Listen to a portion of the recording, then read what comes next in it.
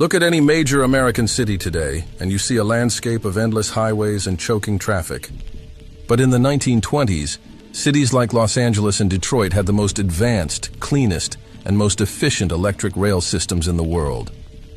Then they vanished. For decades, we were told it was natural progress. But the truth is far more sinister. A secret group of corporations, General Motors, Firestone, and Phillips 66, formed a shell company to buy up every streetcar line in America, only to dismantle them and bury the tracks under asphalt.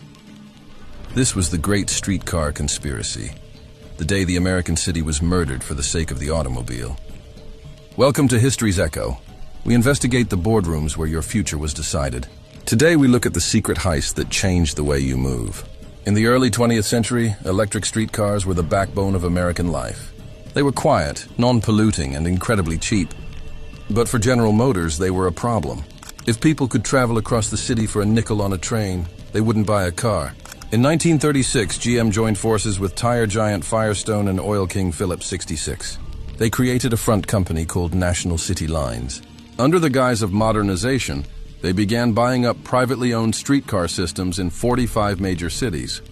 Once they had control, they didn't upgrade them. They literally ripped the tracks out of the ground. They replaced the elegant electric rails with loud, polluting GM buses that required Firestone tires and Phillips 66 gasoline. By the 1950s, the damage was irreversible. The infrastructure of the American city had been fundamentally redesigned to force every citizen into a car.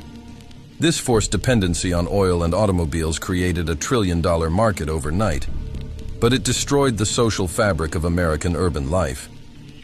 The conspiracy was so blatant that in 1949, the corporations were actually convicted in federal court for conspiracy to monopolize the sale of buses and supplies. Their punishment? A $5,000 fine. For a multi-billion-dollar hit on the nation's infrastructure, it was a slap on the wrist. Today, as U.S. cities struggle with massive debt and traffic, we are finally realizing that we didn't outgrow the streetcar. It was taken from us in one of the most successful corporate assassinations in history. They traded our cities for their balance sheets, and we've been paying for it ever since. Is it time to rebuild what was lost? This is History's Echo. If you want to see through the corporate fog, hit the subscribe button. Comment below. Should U.S. cities bring back the electric rail?